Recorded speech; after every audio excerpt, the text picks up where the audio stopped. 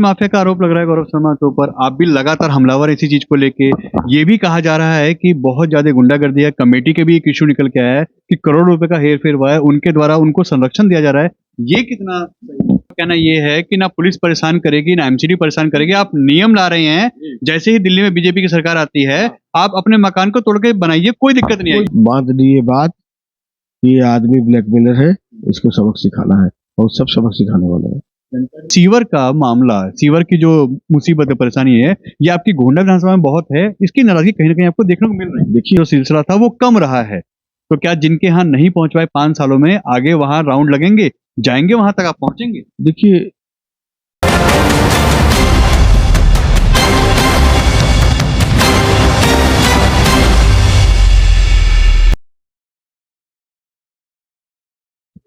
नमस्कार दोस्तों, मैं आपका दोस्त, आपका साथी चंद्रजीत शर्मा। लगातार चुनाव चल रहे थे और आज अंतिम दिन है, मगर कैसा रहा चुनाव? गोंडा में हालात कितने बदले हैं? और क्या जो कहा जा रहा है विपक्ष के द्वारा कि अजय माहर के खिलाफ लोग नाराज हैं, सीट बचानी भारी पड़ रही है, या बहुत कांटे की टक्कर है, वो जानते हैं। क्योंकि 5 साल सिटिंग एमएलए रहे हैं और साथ ही साथ इस वक्त जो प्रचार प्रसार उन्होंने किया है, हमने भी ग्राउंड पे देखा है। आइए उनसे ही बात करते हैं। नमस्कार एंड भारत के सभी दर्शकों का बहुत बहुत नमस्कार, अभिनंदन है। क्या लगता है जो गौरव जी कह रहे हैं कि टक्कर है और हो सकता है सीट भी ना जीत पाए, लगता है कि ग्राउंड में ऐसा कुछ हो रहा है? अरे गौरव जी क्या कहेंगे, गौरव जी तो अपनी पार्टी नहीं बचा पाए। गौरव जी की तो लंका में आग लग गई है, भगदड़ मची हुई है। क्या कहेंगे गौरव जी?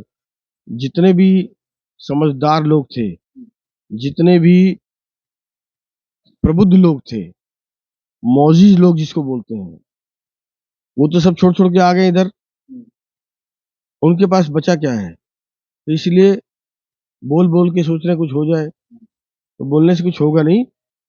आपकी धरती खिसक चुकी है। आम आदमी पार्टी दूसरे नंबर पर आ जाए वही गनीमत है। जैसे ही आपने उनकी धरती खिसकाई, वो तो कह रहे हैं सारे कौरव एक साथ हो गए हैं, अभिमन्यु अलग हो गया है और ये चक्र भी भेदेगा। तो वो तो चक्र भी भेदने के लिए तैयार बैठे हैं, क्या आप चक्र से बाहर निकलने देंगे उनको? अरे भैया, काय का चक्रव्यूह, काय के अभिमन्यु, उन्हें सनातन का ज्ञान है क्या? ढपोर शंख बनने से काम नहीं चलता, मुंह में राम बगल में छुरी से काम नहीं चलता। सनातनी की बात करते हो और वो मुस्लिम कट्टरपंथियों के आगे घुटने टेकते हो। जा करके जो है संसद में आपकी पार्टी के सारे नेता हमारा विरोध कर रहे हैं। मुस्लिम कट्टरपंथी और लैंड माफिया वक्फ बोर्ड के साथ खड़े हैं। मुस्लिमों की बात आई तो माहौर जी, आपका एक इलाका आता है खड्डे वाली मस्जिद, वहां पे बहुत बड़ा मुस्लिम समाज का एक सपोर्ट है। वहां पे गौरव जी इसलिए नहीं जा रहे क्योंकि वो इस वक्त सनातनी हिंदू दिखाने की कोशिश कर रहे हैं, और मुस्लिम नाराज इसीलिए हैं कि हमारा वोट नहीं चाहिए क्या? ये भी एक बहुत बड़ा मुद्दा बन चुका है गोंडा में। देखिए, हमारी रोड शो कल वहां से निकली थी। रही बात गौरव शर्मा की, गौरव शर गौरव शर्मा क्या करते हैं वो जाने, पर नहीं जा रहे। पर बहुत सारी जगह वो रात के अंधेरे में भी जा रहे हैं। दिन के उजाले में जाने की हिम्मत नहीं है। रात के अंधेरे में जा करके जो मर्जी वादा करके आते हैं, फिर धीरे से कहते हैं भैया मैं अभी चुनाव लड़ रहा हूँ ना, इसलिए अभी दिन में नहीं आऊंगा। तो वो उनको उस बात का भी बुरा लग रहा है।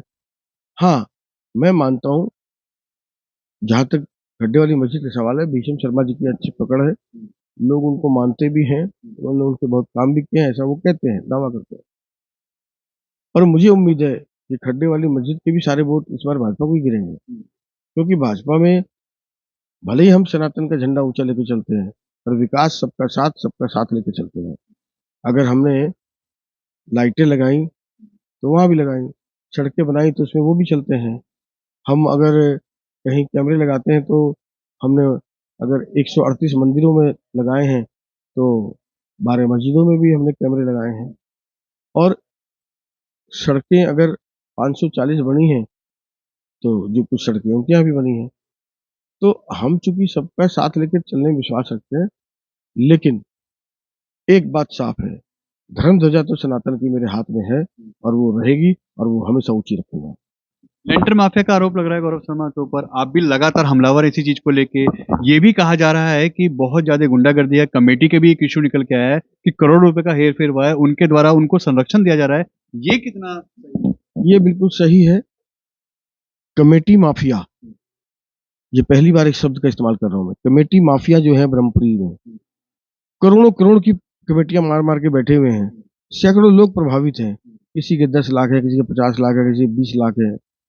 ऑन कैमरा वो लोग नहीं आते, पर वो सब लोग खिलाफ इसलिए जा रहे हैं और जाना ही चाहिए, क्योंकि सबका संरक्षक कौन है माफियाओं का?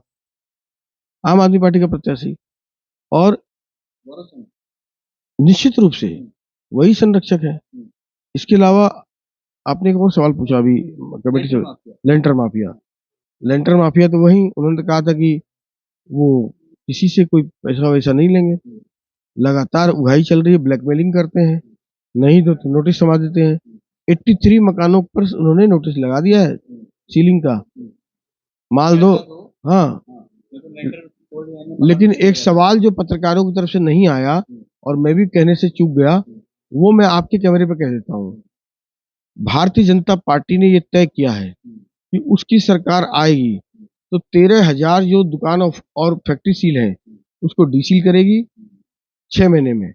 दूसरा, जिसके भी पुराने मकान हैं और वो तोड़कर नया बनाना चाहता है और एमसीडी के कारण परेशान रहता है, हम कानून का प्रावधान ला करके उसको कानून के बंधन से मुक्त कर देंगे।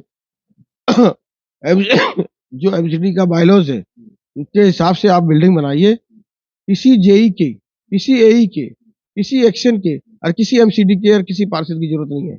आप सीधा बनाइए, हम आपको इसके लिए कानून बना के देंगे। मतलब आपका कहना ये है कि ना पुलिस परेशान करेगी ना एमसीडी परेशान करेगी, आप नियम ला रहे हैं। जैसे ही दिल्ली में बीजेपी की सरकार आती है, आप अपने मकान को तोड़ के बनाइए, कोई दिक्कत नहीं कोई आएगी। दिक्कत नहीं आएगी किसी प्रकार की। हम ये जो भ्रष्टाचार का एक केंद्र बना हुआ है ना, ये इसको हम क्रैक कर देंगे जी। और जो अभी 85 मकानों की बात आप लिस्ट कर रहे हैं गौरव शर्मा के वार्ड की, उनकी धर्मपत्नी के वार्ड की, क्या वो भी रीओपन होंगे क्योंकि वो भी सील कर दिए गए हैं? कोई दिक्कत आ रही है? नहीं, अभी तो हमने सीलिंग का कमर्शियल दुकानों की बात की है, लेकिन हम सबको डीसील कराएंगे। पर मैं ये कह रहा हूँ कि ब्लैकमेल करते हैं, पैसा उगाही करते हैं, लेंटर नहीं देने पर ये लेंटर माफिया पहले तो बड़ी भोली भाली सूरत लेके आए थे, अभी जो है सबसे पैसे मांगते हैं। और ऐसे नहीं है, बहुत लोग मुझे मिले हैं जिन्होंने डर के पैसा दे दिया, पर मन में बांध दी ये बात कि ये आदमी ब्लैकमेलर है, इसको सबक सिखाना है, और सब सबक सिखाने वाले हैं। ये तो आप भी मानते हैं कि सीवर का मामला, सीवर की जो मुसीबत है, परेशानी है, ये आपकी गोंडा विधानसभा में बहुत है, इसकी नाराजगी कहीं ना कहीं आपको देखने को मिल रही है। देखिए, मैं तो ये पहले दिन से कह रहा हूँ, और सीवर खाली गोंडा की समस्या नहीं है, पूरी दिल्ली की समस्या है और व्यापक रूप से है। और हम गोंडा भी संभाल देंगे और दिल्ली भी संभाल देंगे। आपको पता है, 10 गुना ज्यादा मेहनत करके मैंने मैक्सिमम एरिया को संभाल दिया। नहीं तो अरविंद केजरीवाल ने तो पूरी लुटिया ही डुबो दी थी। और मेरा सीधा पैसा सीवर की सफाई में नहीं लगता। अगर लगता तो मैं 50 सड़क कम बनाकर भी इसको करता। तो अब मैं क्या करूं? सरकार पैसा देगी, 4 करोड़ 26 लाख रुपए का बजट के लिए हमने आवेदन 4 साल से बार बार रिपीटेशन में कर रहे हैं, नहीं देते पैसा वो, और मैं एमएलए लड़कर लगा नहीं सकता। तो मेरी मुसीबत को भी आपको समझना पड़ेगा। अब सरकार बदल रही है, ये सब झंझट खत्म कर देंगे। मैं जिम्मेदारी से कह रहा हूँ। जहां तक सफाई का सवाल है, पहले 1 साल में ही संपूर्ण सीवर की सफाई व्यवस्था अजय महावर करा के देगा, चाहे कैसे भी करा। एक चीज जो लगातार सर्वे जो हम कर रहे थे उसमें निकल के आ रही है, और कहीं ना कहीं ये भी आप मानते हैं कि इस बार आप कई जगह नहीं पहुंच पाए, लोगों के यहाँ पहुंचने का जो सिलसिला था वो कम रहा है। तो क्या जिनके यहाँ नहीं पहुंच पाए 5 सालों में, आगे वहां राउंड लगेंगे, जाएंगे वहां तक, आप पहुंचेंगे? देखिए, एक कारण है, 25 दिन में सारा कवर करना। नहीं, ये 5 साल की बात है। नहीं, 5 साल के लोग कह रहे हैं कि 5 साल तक आप कई जगह नहीं पहुंचे हैं। ऐसा अगर कोई एरिया रह गया होगा तो मेरी बेध्यानी में रह गया होगा। लेकिन मैं आपके चैनल के माध्यम से इतना जरूर कहूंगा, ऐसा कोई इंसान नहीं मिल सकता आपको जिसने मुझे बुलाया और मैं ना गया हूं। सुख में या दुख में, जागरण में या शाम घाट में, कीर्तन में, मैं गया जरूर हूँ। लेकिन कोई अगर ऐसी गली रह गई है, मेरे ध्यान में आएगी या ध्यान दिलाएंगे, हक से बोलिए। मैं एक दफे नहीं 4 दफे आऊंगा। मैं आप ही का सेवक हूँ, आप ही के लिए बैठा हूँ। अगर कोई गलती हुई तो माफ भी कीजिए, लेकिन मैं कोई आपको शिकायत का मौका देने वाला नहीं हूँ। पिछले 5 साल दंगों में, कोरोना में, संघर्ष में, सीखने में और कंजर केजरीवाल के सुतले व्यवहार में इस चक्की में ही पिसा रहा। अब पढ़ लिख कर 5 साल में तैयार हो गया हूँ, मतलब पॉलिटिकल पढ़ाई कर ली है मैंने इसकी। 10 गुना रफ्तार से 10 गुना काम करूंगा। वोट की अपील, 1 नंबर का बटन है कमल के फूल का, उसको दबाइए और डेवलपमेंट, राष्ट्र धर्म और धर्म ध्वजा को, सनातन को मजबूत कीजिए। देखिए, ये थे हमारे साथ अजय महावर जी, जिन्होंने ये माना कि हाँ, सीवर की समस्या है, क्योंकि ये बहुत बड़ा कारण है, मगर ये पूरी दिल्ली में ही है। ये तो आम आदमी पार्टी के लोग भी बोलते हैं, मगर उनका कहना है मैं आऊंगा, अगर कोई कमी रह गई है तो उसकी गलती मानता हूँ, ठीक करूंगा, अगले 5 साल में वो सब काम करूंगा और बहुत तेज गति से करूंगा। कोई भी समस्या नहीं आएगी। कहीं कोई कंप्लेंट है, कहीं कोई बात है, तो आप मुझसे कह सकते हैं। एन भारत टीवी, दिल्ली।